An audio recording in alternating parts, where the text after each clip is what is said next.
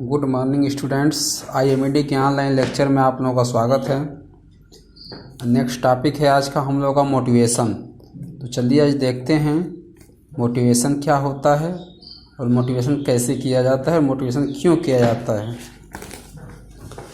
तो जैसा कि देख रहे हैं मोटिवेशन, उसमें इस प्रस्तावना होता है जिसमें लिखा है कि अधिकांश दो धाराओं से युक्त व्यक्ति पाए जाते हैं।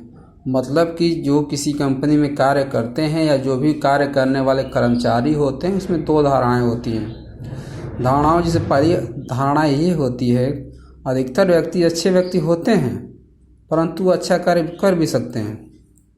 ठीक है। दूसरी धारणा है कि अधिकतर व्यक्ति यह जानते हैं कि उन्हें क्या करना है परंतु वे क्यों नहीं करते हैं। ठीक है। ये सब दो धारणाएं होती हैं। बहुत से व्यक्ति काम जानते हैं, अच्छा कार्य कर सकते हैं वो सब, बहुत से व्यक्ति जानते हैं लेकिन वो नहीं करते हैं। क्यों ऐसा होता है। ठीक है। तो उपरोक्त दोनों तथ्यों से जो चीज़ें छूट रही है उसी को अभिप्रेरण कहते हैं। मतलब कि कोई व्यक्ति अगर किसी काम को करना जानता है फिर भी वो काम नहीं करना चाहता है या नहीं कर रहा है, तो किस कारण से नहीं कर रहा है, इसमें अभिप्रेरण की कमी या मोटिवेशन की कमी होती है। इसी वजह से वो आदमी काम नहीं कर रहा है। ठीक है। तो सबसे अधिक अभिप्रेरण व्यक्ति के विश्वास करने की प्रक्रिया से आता है। अगर व्यक्ति, कोई भी व्यक्ति हो, किसी पर विश्वास करता है तो उसमें सबसे ज़्यादा मोटिवेशन की प्रक्रिया आती है। अतः व्यक्ति की इच्छाएं और भावनाओं किसी कार्य को करने की दिशा में उसे प्रेरित करती है। इस प्रकार यदि व्यक्ति इसमें विश्वास रखता है कि वह क्या करता है तथा अपनी जिम्मेदारियां समझता है तो अभिप्रेरण का स्वप्रभाव अवश्य दिखाई देता है और अभिप्रेरण महत्वपूर्ण बन जाता है। ठीक है। तो और अलग अलग जैसे सिद्धांत हैं। जब व्यक्ति की मूल भौतिक आवश्यकताओं की पूर्ति हो जाती है तो फिर उसमें संवेदनाओं द्वारा अभिप्रेरण जागृत होता है। ठीक है। यदि थोड़ा कष्ट उठाकर यह अधिक लाभ प्राप्त होता है तो उसका प्रभाव केवल अभिप्रेरण ही है। ठीक है। यदि इन लाभों में आर्थिक लाभ, छुट्टियां, गिफ्ट्स आदि आते हैं, मतलब कि अगर कोई कर्मचारी है उसको मोटिवेशन करना है या उसको काम अच्छा कराना है तो उसको कुछ छुट्टियां ज़रूरत पड़ती हैं, कुछ आर्थिक लाभ दे दिया जाए, कुछ त्योहारों पर गिफ्ट दे दिया जाए तो मुझसे मोटिवेशन प्राप्त होता है, जिससे व्यक्ति मन लगाकर अपना काम करता रहता है। इसलिए किसी भी कार्य को करने के लिए जो कर्मचारी है उनको मोटिवेशन की आवश्यकता होती है। जो आदमी डीमोटिवेट हो जाता है, उसे काम आते हुए भी वो नहीं करना चाहता है। ठीक है। इसलिए समय समय पर मोटिवेशन की आवश्यकता होती है। चलिए आगे देखते हैं आगे क्या है। इसके बाद देखते हैं अभिप्रेरण के जिसे स्टैनले वेंस क्या कहते हैं। इनके अनुसार क्या है, ऐसा कोई विचार या इच्छा जिससे किसी व्यक्ति की भावना इस प्रकार जागृत हो जाती है कि वह कार्य करने के लिए बाध्य हो जाता है, उसी को मोटिवेशन कहते हैं। मतलब कोई ऐसी बात हम कर दें या कोई ऐसी विचार या इच्छा प्रकट कर दें जिससे सामने वाला व्यक्ति को काम करने की इच्छा जागृत हो जाए तो मोटिवेशनल हो जाता है।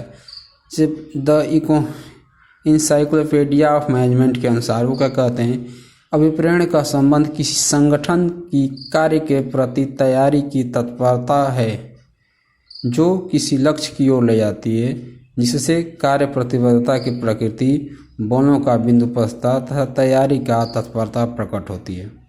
ठीक है। चलिए देखते हैं कि फैक्टर्स ऑफ मोटिवेशन के क्या क्या फैक्टर होते हैं, क्या क्या फैक्टर्स जो मोटिवेशन को प्रभावित करते हैं। पहला है अच्छे व्यक्तिगत संबंध, गुड ह्यूमन रिलेशन होना चाहिए। दूसरा है हाई वर्क एफिशिएंसी, उच्च कार्य दक्षता होना चाहिए। ठीक है। अच्छे व्यक्तिगत संबंध में क्या हो सकता है कि उच्च स्तर पर अभिप्रेरण से मालिक और कर्मचारियों के मध्य सुडौल संबंध स्थापित होना चाहिए। मतलब एक कड़ा संबंध जो सुडौल कहा जाता है, सुदृढ़ होना चाहिए। सुदृढ़ औद्योगिक संबंधों द्वारा उद्योग में समता की भावना तथा शांति रहती है।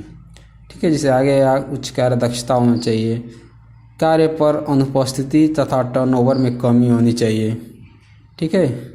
आगे है औद्योगिक संस्थान का अच्छा नाम होना चाहिए। अच्छा उत्पादन प्राप्त करने में कर्मचारियों के नियंत्रण अभिप्रेरण करना चाहिए। ठीक है। आगे नेक्स्ट देखते हैं। अभिप्रेरण की विशेषताएं, मोटिवेशनल की क्या क्या विशेषताएं होती है, कैरेक्टरिस्टिक क्या है। फर्स्ट नंबर आता है अभिप्रेरण आसानी से उत्पन्न नहीं किया जा सकता। इसकी विशेषता यह है कि अभिप्रेरण जो होता है मोटिवेशनल इतनी आसानी से उत्पन्न नहीं है। इससे अच्छे आपको व्यक्ति जो कर्मचारी हो उनकी इच्छाओं को जानना पड़ेगा, वो किस चीज़ में इंटरेस्ट रखते हैं, किस चीज़ में इंटरेस्ट नहीं रखते हैं, उन्हें क्या चीज़ की कमी है, कैसे उसका मनोबल बढ़ा सकते हैं, ये सब चीज़ें मायने रखती है।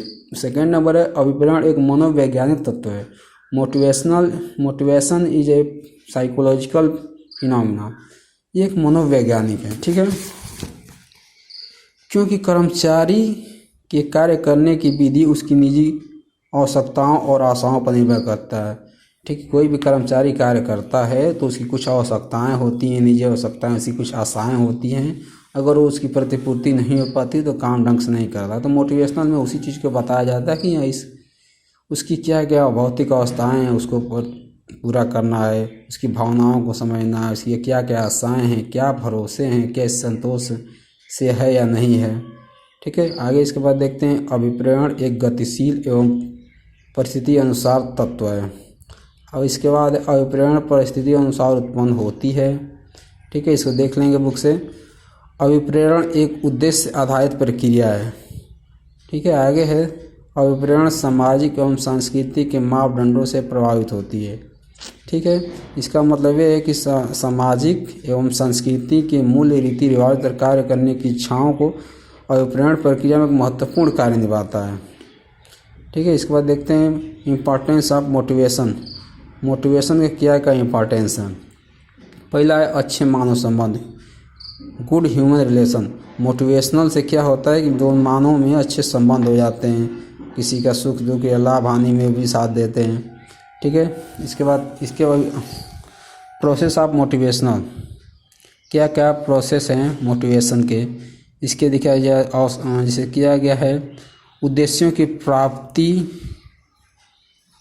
प्राप्ति की दिशा में लगा व्यवहार। ठीक है, इसके बाद उससे निकलता है उद्देश्य की प्राप्ति और आवश्यकताओं की संतुष्टि। इसके बाद असंतुष्ट आवश्यकताएं, ये सब उसके अंतर्गत आते हैं प्रोसेस ऑफ मोटिवेशन के अंतर्गत।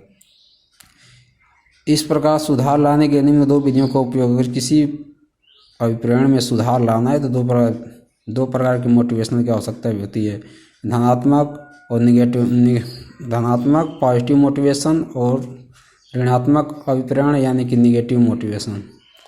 ठीक है।